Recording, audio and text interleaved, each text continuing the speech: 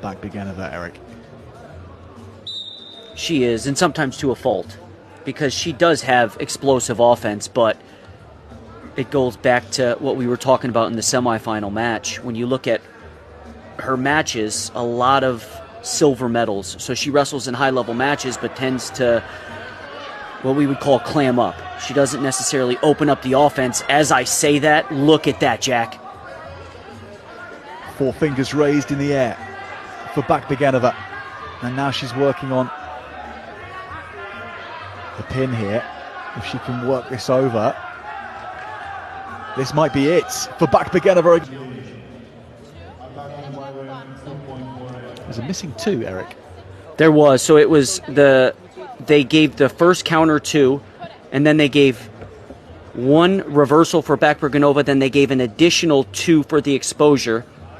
For these last 12 seconds, with a chance to finish the contest with any points here.